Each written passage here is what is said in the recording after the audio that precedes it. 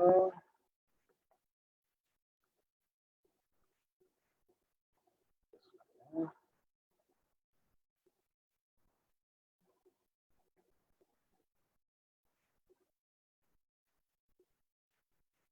All right. I believe we are now live. Bismillah, walhamdulillah, wassalatu wassalamu ala rasulillah wa ala alihi wa sahbihi wa wala. Assalamu alaikum wa rahmatullah, everyone, and welcome to our weekly Wednesday discussion. As most of you know who have been tuning in with us for the past few months, we have been covering the book Evolution of Fiqh from Dr. Bilal Phillips in order to familiarize all of us with how fiqh developed over Islamic history, how the different schools of thought developed, in order for us to appreciate and respect the fact that having different schools of thought, different schools of thought is okay. Essentially, for us to gain an understanding of why these different schools of thought developed and have a mutual respect for all of these different schools of thought. And last week, we finished our discussion of all the main schools of thought that have existed throughout Islamic history. And so we spent quite an amount of time actually on that particular chapter, I believe, for at least maybe 5 or 6 sessions, just for us to have a really good understanding of all the different schools of thought that existed and what caused their decline to where we have mainly just the four main schools of thought that we are all very familiar with: Hennessy, Hanbali, Shafi'i, and Maliki. And so today we're going to move forward on going over the history of fiqh. Sorry about that. I'm going to just have everyone muted. Of course, whenever anyone has a question or a comment, just feel free to unmute yourselves. If not, we're going to keep everyone muted. Just make sure that we don't cause any background noise, inshallah. So today we're going to be going over section 7 and section 8, which is known as Consolidation and Stagnation and Decline. The first chapter is actually a very, very short chapter, but the information within it is very important. And section 8 is a moderate chapter. It's not too long, but also not too short. So inshallah, we'll be going over both. So for section number 7, titled Consolidation, Dr. Bilal basically goes over with us the status of fiqh during the decline of the Abbasid Empire. And he starts off with discussing some of the factors that caused the further factionalization of the madhab or schools of thought, as he puts it, during this time. One factor he mentioned, of course, is a factor that we've discussed in previous sessions, which was the continued practice of having these debates, or in Arabic it's mudahirat, which essentially was, and we discussed this before in previous classes, in which scholars of different schools of thought would have these public debates discussing different issues in regards to fiqh and their particular stance on that issue. And as we mentioned in previous classes, these debates were also an opportunity for many followers of a particular madhab to promote their madhab. And so the continued practice of these public debates was a factor that Dr. Bilal identifies as a contributor to the further factionalization of the madhabs. He also mentions how at that time, towards the decline of the Abbasid Empire, all of the madhahib that we discussed in previous sessions heavily shrunk. It got to the point where there were really mainly just the 4 madhahib that we're all, of course, familiar with. So a lot of the other madhabs over time essentially became extinct due to factors that we discussed in previous sessions. And so due to that, that caused followers of those few madhahib that existed to really hold on to their particular madhab. He also speaks about the limited use of ijtihad, that basically on this time, during this particular time, the scholars were heavily limiting the use of ijtihad, which is deductive reasoning we discussed before, deductive rulings. And we discussed this, we discussed ijtihad before in many other classes. So for those of you who have been with us the whole time are at this point relatively familiar with this term of independent deductive rulings. The scholars at this particular time were heavily limiting its use to using ijtihad specifically based off the principles of their particular madhab, which was known as ijtihad madhab. And so this caused, of course, even further factionalization of madhab of that time. He also discusses how the madhabs at these times were becoming much more compiled and much more sectionalized. They were becoming a lot more orderly. Essentially, the scholars at this time started really focusing on systematizing their particular madhab, where they would even go into different sayings of the founders of those madhabs, in a way, almost create a science out of checking the authenticity of different sayings that have been recorded from their madhab, which is known as tasheeh, which tasheeh basically derives from the same word as sahih. It's derived from the same word, which basically means authentic, with the science of authenticizing. And so the madhahib that remained at this time were becoming much more solidified due to this science, right? Which caused, of course, further factionalization of the madhahib. At this time, comparative fiqh also became more practiced. So there were books written at this time that were comparative fiqh. That held different levels of madhabs. But what Dr. Bilal notes here is while comparative fiqh started arising at this time, a lot of the individuals who wrote these books, which would compare different schools of thought, usually did so with an agenda in mind. So essentially, if there was a scholar who was from the Hennessy method and they wrote a book of fiqh, comparative fiqh, they would essentially critique the other schools of thought and would focus on their school of thought and focus on evidences which showed their school of thought to be essentially superior in a way. So while the compilation of comparative fiqh arose at this time, many times these particular documents and writings were written with a particular agenda in mind in order to promote the author's specific madhab. And so that actually ends chapter 7, which was a very short chapter. But this chapter plays an important role that shows us the further development of these, as Dr. Phillips puts it, the factionalization of madhabs. And what he means by factionalization is, as we discussed in previous sessions, during the development of these madhabs, they still had a mutual respect for other scholars of a different practice, right? They weren't so rigid in following their particular method to the point where if there was a particular hadith or a particular source that was shown to them that proved what they originally thought to be true otherwise, they had no problem saying go with what was true. It was a lot more, I wouldn't say the word relaxed, but it was a lot more fluid at that point.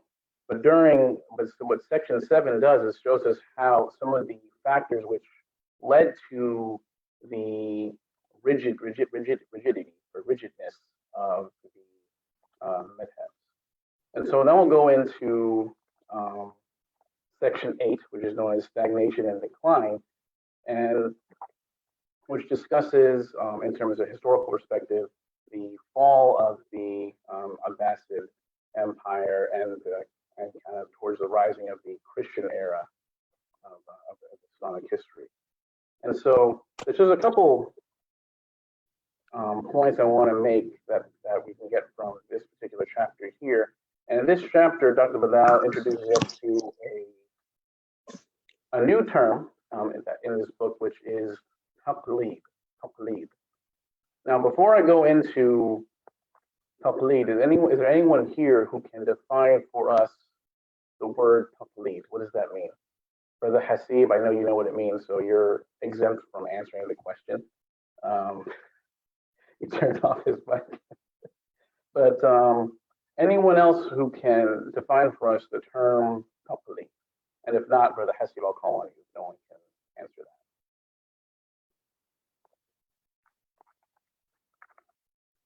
5, 4, 3. Kenneth, let me take a jab. Is that all right, brother? I'll take a jab. Hold on. Trying to derive a consensus by only going through your own like madhab, even though there's other evidences. You're on the right track, but when we say taqlid in this particular instance, we're looking for something a little bit more broad, because that's not really what taqlid is in terms of how it's defined and how it's used within this book. So, Brother Hasib, you want to take a crack at it? Yeah, the literal meaning of taqlid is to follow, to obedience, to follow, basically. And in terms of fiqh, is to follow a specific madhab. Yes, absolutely. So, like Brother Hasib said, taqlid is generally defined as following one specific madhab. Now, Dr. Bilal defines it in a much more, he defines it in kind of a more, what's the word? A more negative sense, I guess. But it's important to know before we move on that taqlid is not a universally negative term. It does have its place in fiqh, and it does have its place in Islam, but in the context of how the brother or Dr. Bilal discusses taqlid here, he discusses basically its extreme use, right? So with that understanding, we'll go ahead and move forward into this chapter, which discusses taqlid. So like Brother Hasib said, taqlid is generally defined as following a particular madhab or scholar. The way that Dr. Bilal uses the term in this book is blind following. Following a madhab without really any rhyme or reason. Basically, following a madhab completely blind, not taking into consideration, and basically following a madhab with the idea that this madhab is infallible and there's nothing wrong with anything within the madhab. Just follow, in a way, kind of we hear and we obey type of sex is how he's particularly using it in this particular context. And so he goes into the emergence of Complete, and he mentions, so during this time in Islamic history that we discussed previously, the scholars of this period essentially heavily limited or essentially left the use of ijtihad, which is independent, deductive Islamic rulings based off of deductive reasoning. And the reasons that he gives here is essentially the reasoning of the scholars at that time were that due to many of the practices back then of hypothetical fiqh and things of that nature, all of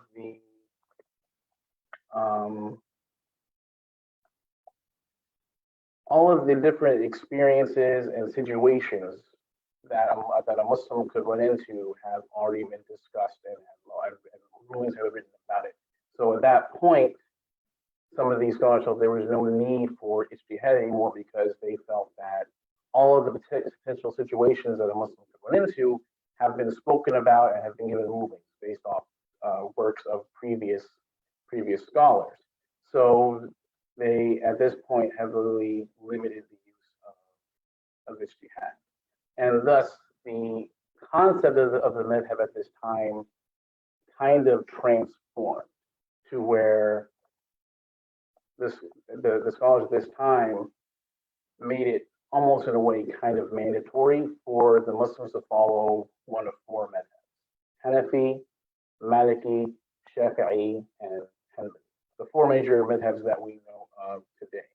And he notes here that some scholars would take this idea to the point where if you didn't follow a madhab, they considered it a form of apostasy in a way. So they had this heavy emphasis that one is required to follow one of the madhabs if one wants to follow Islam. And this of course over factionalized the use of the schools of thought. So a point he mentions here that to the point where there's even some Hanafi, he makes reference to a Hanafi, a scholar who said that basically the marriage of a Hanafi to a Shafi'i was forbidden. And I've actually even heard of this before. And on top of that, and this is the point we've spoken about as well in previous sessions, like at this particular point in time, the divisions of the madhabs became so rigid and so crystal clear in the divisions that you would find Muslims not praying behind another imam that's not their madhab. And this factionalization, even at a point, affected the haram, affected our major mission with the Kaaba is at the haram in Mecca. And you can actually look this up. But there was at a particular point in time when the Muslims would pray at the haram, people would pray separately based on what madhab that they followed. It's only like that today, but there was a point where different sections of the haram were for different followers of a specific madhab. That's essentially how bad it got. It's no longer like that now, alhamdulillah. When you go to the haram, it's open. It doesn't matter what madhab you follow, you can pray wherever you want. But it got to a point earlier in Islamic history where it was that divided due to the factors that we discussed throughout the entire class, right?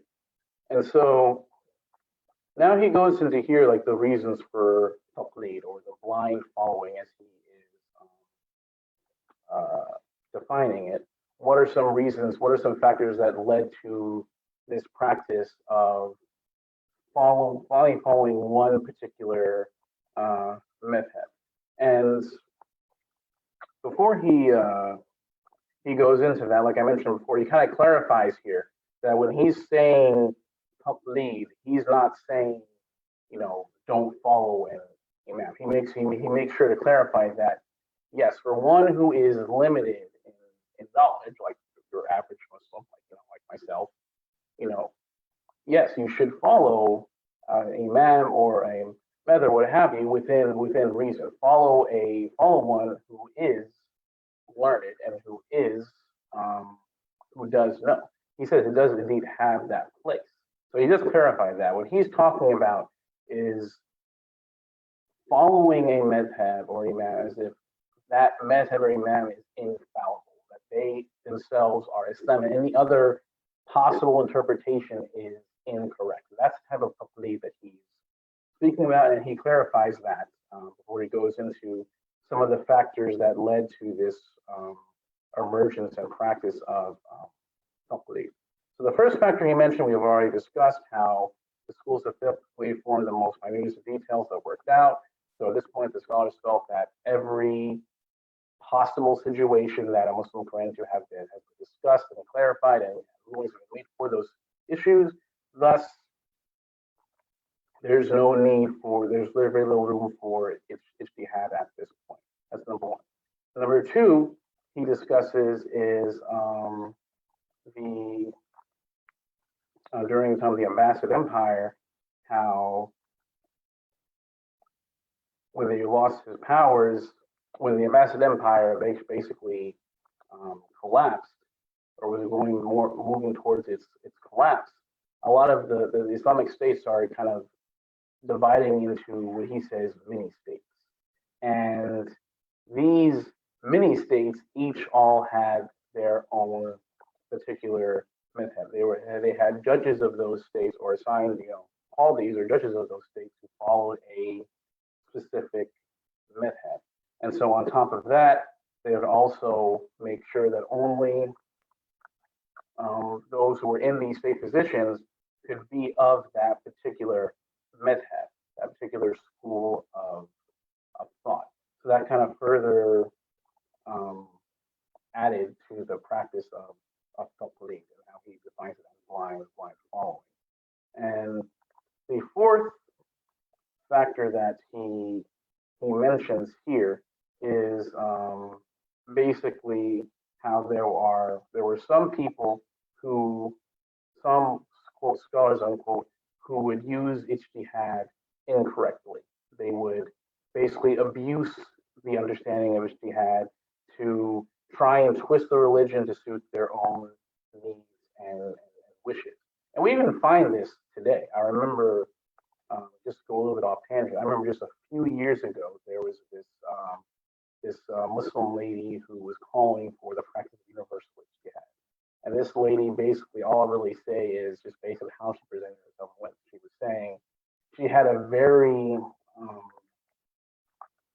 not even liberal, but a very loose interpretation of Islam. And so she would basically was calling for that every individual should be able to interpret the religion however they want. That's how she was interpreting ijtihad, even though, as we discussed, that's not what ijtihad means. When it comes to, even outside of Islam, when it comes to any particular science or subject, for one to speak about a subject or make rulings on a subject, whether it's economics, whether it's political science, whether it's medicine, whether it's biology, law, what have you, that person needs to be one who is practiced and skilled in that particular science. This is generally understood. This is common sense. I'm not going to say I can go in and tell you about law because I have this book of law in my hand, and that's, you can take law advice from me. You say I'm foolish. The same applies to Islam, and the same applies to religion. But there are some people that take ijtihad and they misunderstand its meaning and then overly broaden and liberalize its meaning. And so do some equals incompetent scholars who would do this. This caused the reputable scholars to even further limit and restrict the use of ijtihad in fear of individuals who would abuse its use. And so that's what he speaks about in terms of lead. So from there, he starts speaking about the compilation of Fiqh, a little bit more about how Fiqh was further developed into writings and books. And the only thing worth mentioning here, because he basically, in my opinion, in this part, he kind of just further emphasizes the point he already made, that a lot of the books of Fiqh got here about 20 years ago. All he's doing. All right. So as I was saying, I'm glad you're here, Brother Jeffrey. As I was saying, what he says here essentially in terms of the further compilation of Fiqh is just like he discussed previously. A lot of the books that were written at this time for compiling Fiqh and by kind of analyzing earlier works of Fiqh, a lot of them were written with a particular agenda in mind to kind of further promote the writers of the authors' particular madhab by showing how their madhab is better than other madhabs by just kind of displaying it in a skewed sense. So that's really the only point worth mentioning in there. So from here, you start speaking about what he calls reformers, basically major scholars during more recent Islamic history that kind of called for a unification of the ummah and to kind of lessen this practice of a madhab factionalism. And we're not going to go into too much detail. I'll just basically note a few individuals that he mentions. One individual he mentions is a scholar that I think a lot of us are very familiar with, Ahmed ibn Taymiyyah. We all have heard his name many, many times. He is one of the most recognized and well-known and respected Islamic scholars in Islamic history. He was one who also called for like a more unification of the ummah and not to get so caught up in separating everyone by their madhab. He also speaks about scholars in more recent times, like in the 20th century. He speaks about Sayyid al-Qutb. He speaks about Brother Hasibi like this, Abu Ali al-Mawdudi, Sheikh Imam al-Mawdudi, who was the founder of the Jama'ah Islamiyah in Pakistan. And so he just basically, this part here, speaks about how there are some scholars, this is really what I want all of us to get out of it, that there, throughout the more recent Islamic history, there have been scholars who have been calling for a unification of the ummah and a drop of this over-factionalization of the methods of these schools of thought. And he ends the chapter by discussing, by basically criticizing some different Islamic universities. I'm not going to go too much into that because I don't want to like cause any controversy or issues here. But essentially, there's a few universities that he speaks about in this chapter. And for those of you who want to know specifically which university he's speaking about, feel free to check out the chapter and look into it. It is on here. But the most important thing I think for us to get out of it is he discusses some of these universities who, most of them teach Islam from either one particular madhab or even those who teach Islam from different madhabs. They usually will, some of them will have it that a student would need to identify to the school which madhab that they follow, and they would be put with students who are also of that particular madhab. So essentially, in Dr. Bilal's opinion, the Islamic universities today, he feels, and I really want to make that, but this is his opinion, of course, that he feels a lot of the Islamic universities of today kind of further contribute in a way to the division of the madhabs. And so that's where we can stop in terms of this particular chapter. So I do apologize if I lost anyone during this discussion. This chapter, these two chapters, while they weren't long, the information in it was pretty heavy, in my opinion. But so this is the part here where I would like to open the floor to any questions or comments in regards to what was discussed.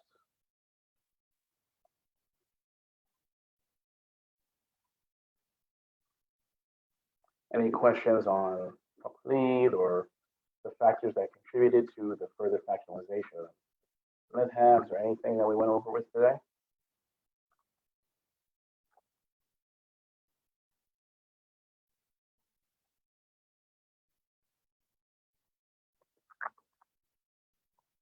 All right, if there aren't any questions or comments, I guess we can just go ahead and wrap up early.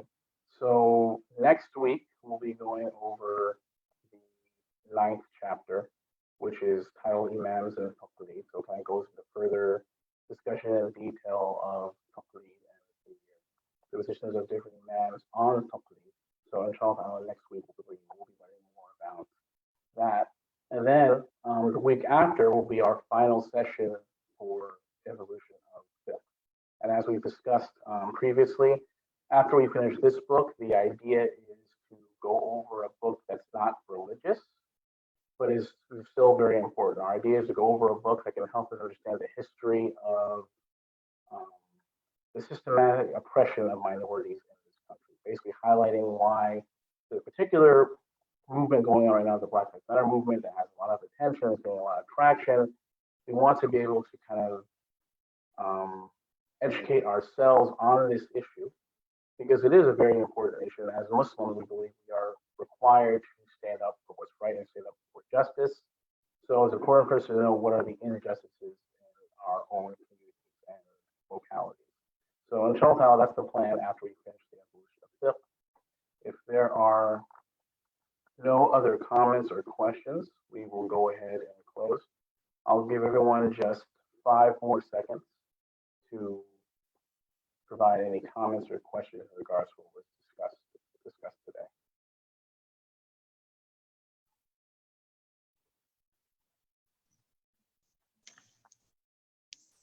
Brother Suleiman, you have something you want to share? Well, it's not necessarily like a question per se, but I was just thinking about some of the stuff that you were talking about in our times, like you know, what takeaways do we have from some of the information that you've been going over? So, you know, some thoughts that came to my mind were one is, you know, these days, like when scholars have differences of opinion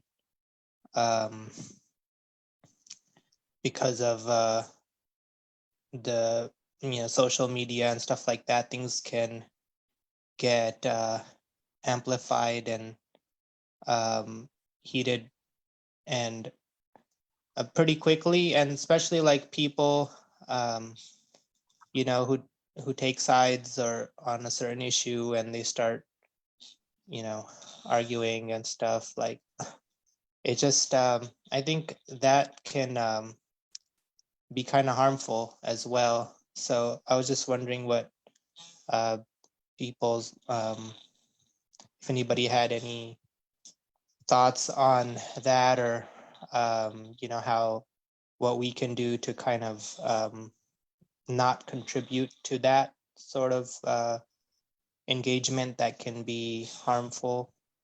And then another thing I was just thinking is that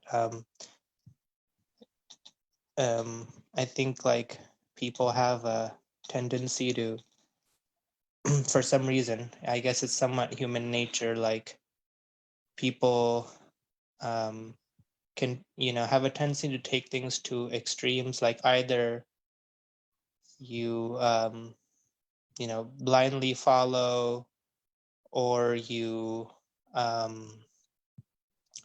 don't follow at all. You know, it's just, it's like the key, I think, is just having a balance. You know, like you were describing, like, you know, you want to, obviously the layperson will not, you know, be able to form opinions on their own on everything. And that's not the approach you want to take. And then at the same time, you know, like still you need to have your filters on and your guards up when taking knowledge from somebody, and not just, you know, blindly follow whatever they're saying without you know, using your own rational thought, or, you know, your own what you I mean, your own akal, basically, right? So yeah, that was it. Just thinking out loud.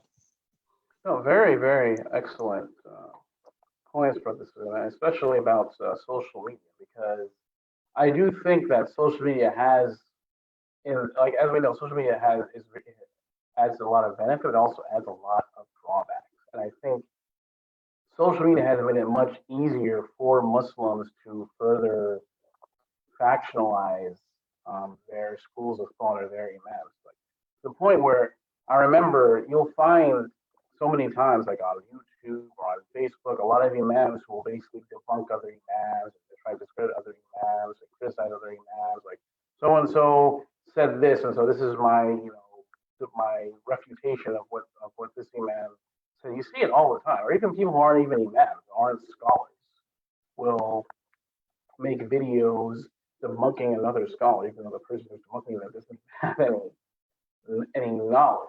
So social media has made it even more easier for people to discredit other scholars and other people with knowledge who happen to have a different opinion than they do. I remember even just to go a little off tangent. I remember a few years ago I was watching this video. So basically, there's an imam was teaching this class.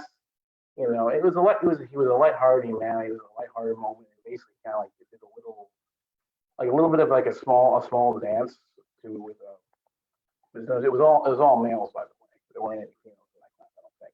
But he just like did a little dance, right? Just like again, it's just like a fun. They were joking around a little bit, like lighthearted class.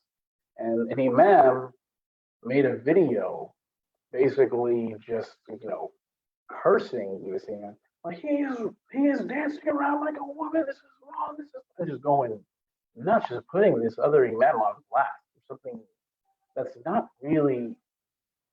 I'm not gonna say it's okay, but I'm not saying it's not to the degree where you need to go and put the imam on blast on the national platform for that.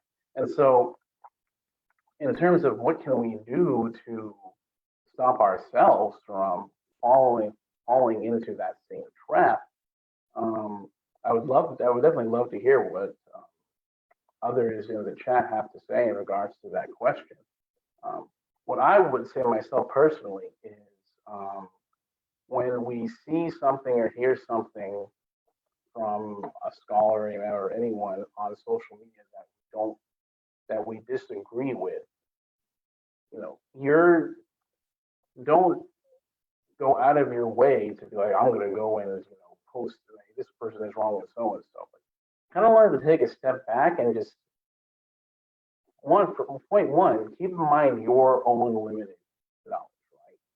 Give the other person the benefit of the doubt. Maybe this person knows something that I don't, and then go ask an imam who you trust, who you feel is open-minded, and ask them what they think on that particular issue. But don't go out of your way and fall into that trap of I need to warn, and this is what a lot of Muslims will do. I need to warn everyone of this person.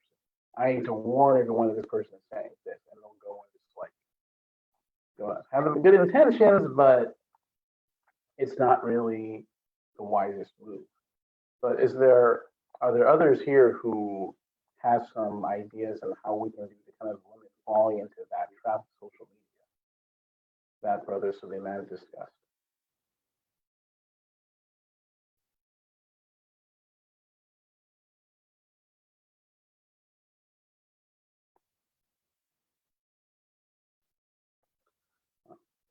So this is man. I guess you hit the nail. You hit the nail on the head. So people don't feel the need to add their own input. So khair inshallah, no problem. As for the last thing that you said, Brother Suleiman, can you repeat what your last point again? I remember. I thought it was a really good point. It's slipping in my mind. Yeah, that point was just, I I think that,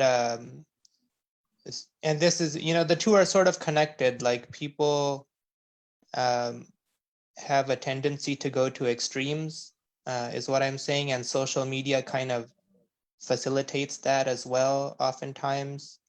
And I think what you were saying about, what we can do is just take a step back and try to have a balanced approach on things. That's how it was just a comment I was making about, some of what you had discussed regarding, taqleed and like what Dr. Bilal Phillips was discussing in his book and clarifying that his position on that. So yeah, I mean, I guess I was just saying the key word is balance, right? Just having that balance Absolutely. Absolutely. outlook, like that's it. Oh, absolutely, and that's exactly what our religion calls for. You know, we are the people of we're the people of the middle path, right? And again, just to really emphasize it, that's exactly what Dr. Bilal in this particular book was saying. He was calling taqlid blind following. Again, he's not saying you shouldn't follow anybody. No, those who are not at the level of a scholar, someone who's very learned in religion, yes, you should follow someone, but it should be following them within reason. Don't follow that person as if they're completely infallible, as if they're divinely what they say is completely divinely ordained, right? And that's the type of following that Dr. Bilal was calling for. He was calling against complete blind following of a method as if that method is completely infallible and is the one and only correct interpretation. Sister Rashida, you have your hand up.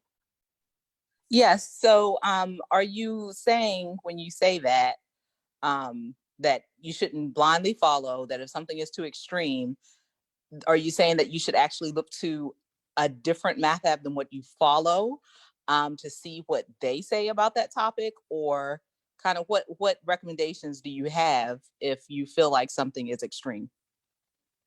No, what I'm saying is, and Dr. Bilal Phillips, when he's talking about taqlid, he's not even talking about a method, but even like any map, for example.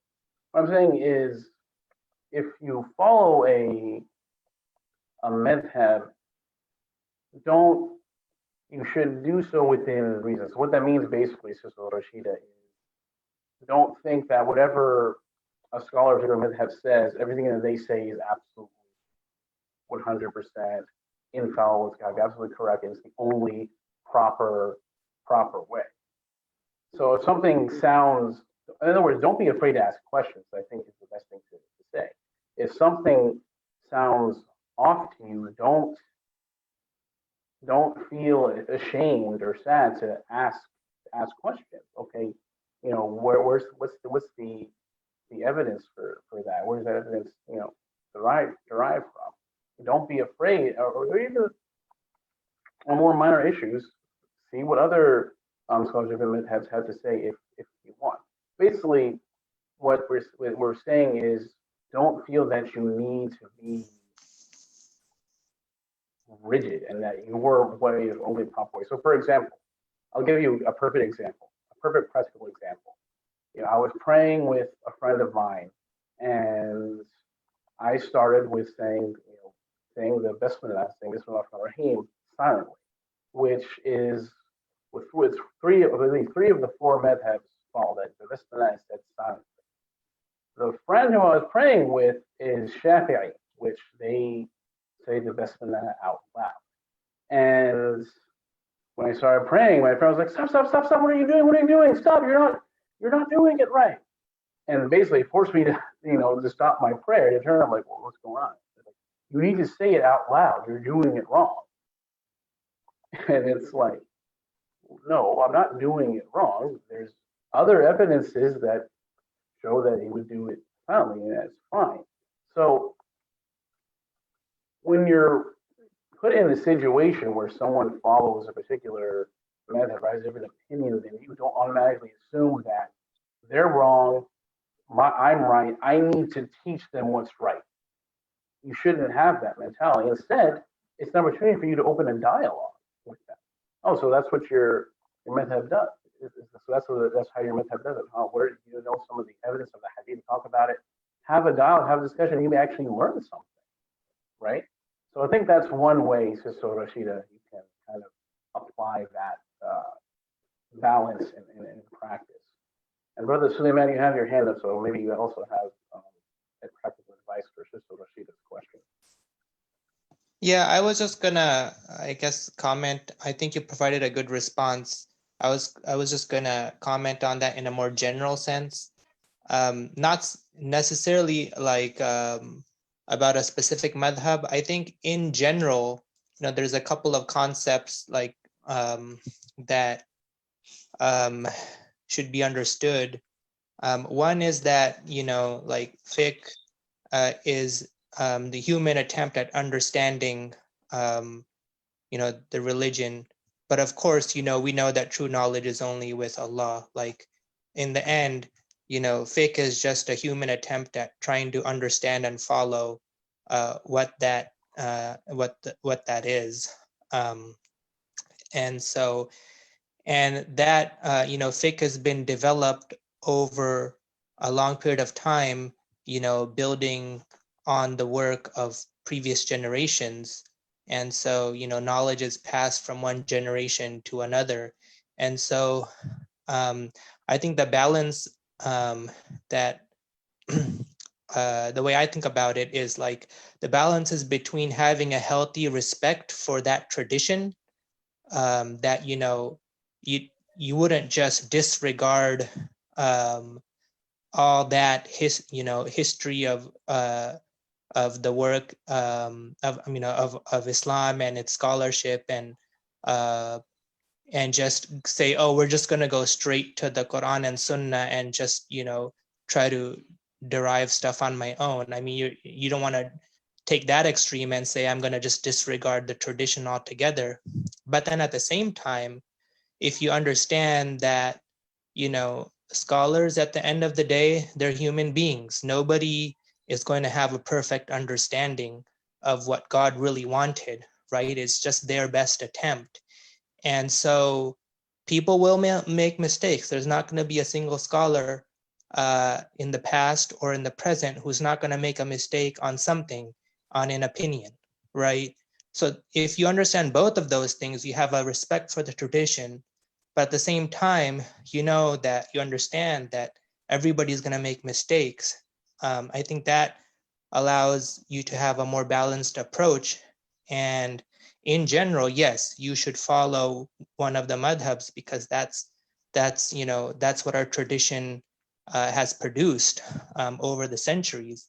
But at the same time, if somebody scholarly who understands and has the knowledge and understanding to come up with an opinion on something that differs from one of the madhabs or even all of the madhabs, that's no reason to put them on blast, right? So I just think that's what I meant when I said balanced. Like it wasn't necessarily like switching from one madhab to another. It's just understanding that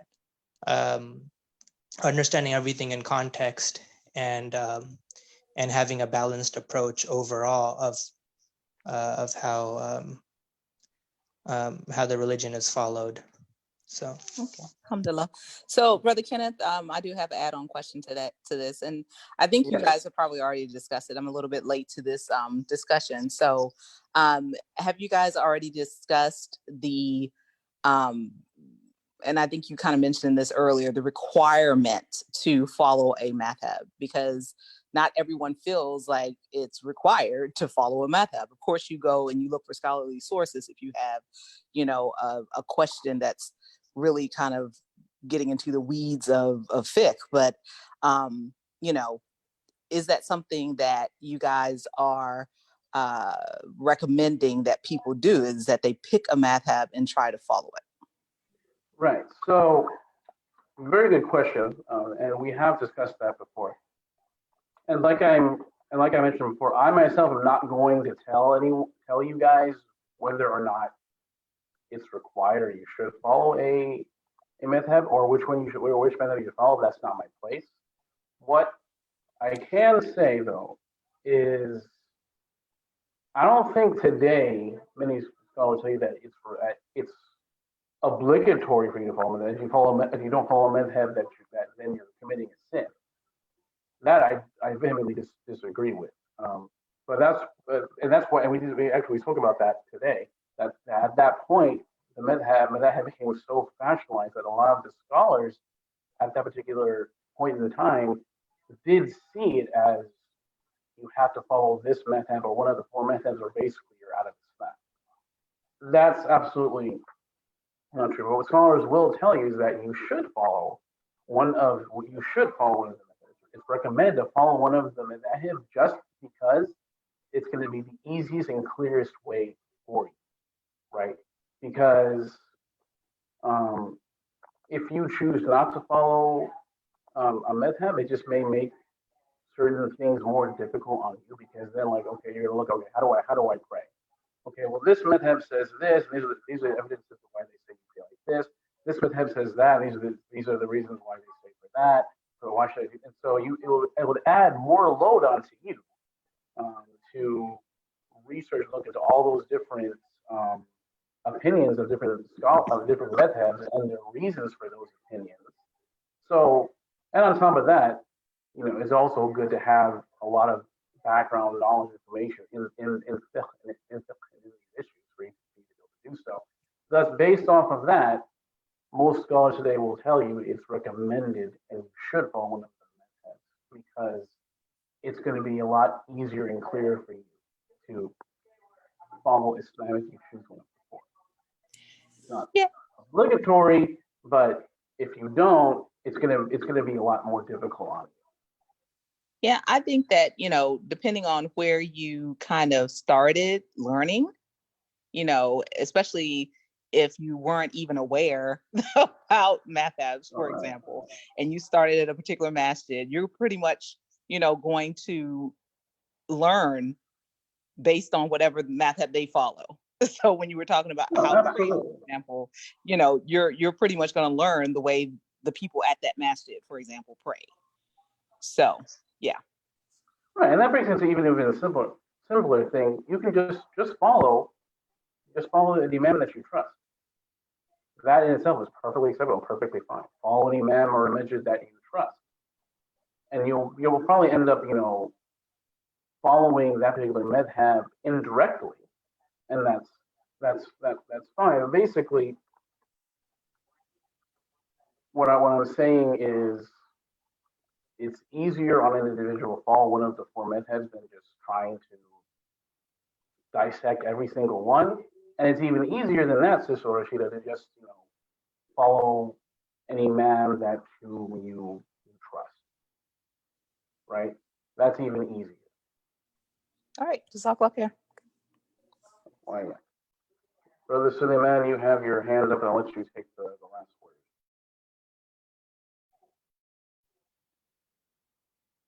Yeah, I was just going to say, just adding to what you were talking about, I think that when it comes to things that have been established for a long time, you mentioned the example of prayer.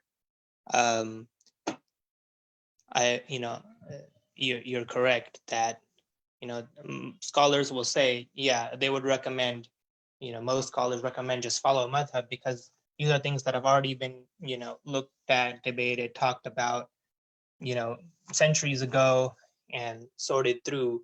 So there's really not a point in trying to reinvent the wheel for these things that have been established for a long time, like prayer, like how to pray, or how to make wudu, or other things of that nature. I think in today's time, what's more challenging is because of modernity, and how societies have changed since over the last 2 or 3 centuries. That presents a lot of new challenges and a lot of situations that just weren't there before when a lot of these schools of thought were developed. And so I think that's where today the challenge primarily lies, in terms of following a specific madhab. People can have disagreements very easily on opinions, and how applicable they are to today, or if they should be looked at in a different light. I'll just give you an example. one thing I've seen talked about is so like recently in the past month or two, we've seen all these protests, right? Initiated by the killing of George Floyd and Black Lives Matter. So I've seen people commenting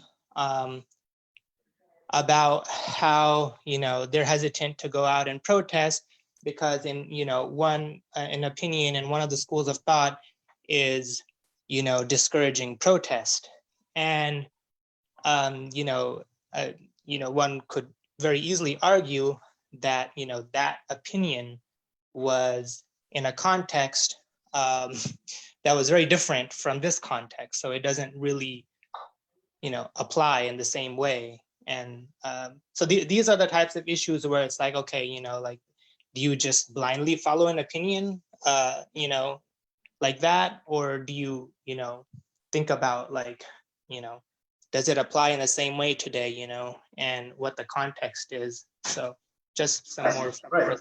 And that's hence why what we're calling for, what I was calling for is reason following, right? And I think it's important to mention, like I said, I was trying to keep quiet about whether or not you should follow method, to tell people whether or not you should follow method and whether they should follow. What I am comfortable saying is that it would be recommended to follow a method when it comes to the major practices, right? Like prayer, zakat, pilgrimage, like the major acts of worship where there may be some minor differences. It's easier to follow one particular method on prayer, right? Those major acts of worship. But when it comes to like the more, like Brother Suleiman, to the more minor, vivid details, the more technical details, one thing I would say, I do feel comfortable saying is, I think it should be open, because due to those reasons, like Brother Suleiman mentioned, and alhamdulillah, I think we do have a lot of really good American scholars today whom we can really depend on to properly help us understand the context of these more technical rulings and how they could apply or not apply to today. Okay, Brother Jeffrey, you have your mic unmuted. Did you want to say something? Yeah. Okay. All right. So with that, I think we can go ahead and close, inshallah ta'ala. So we'll continue our discussion next week, same time, same place. اللهم سبحانك وبحمدك أشهد أن لا إله إلا أنت أستغفرك وأتوب إليك جزاكم الله خيرا والسلام عليكم ورحمة الله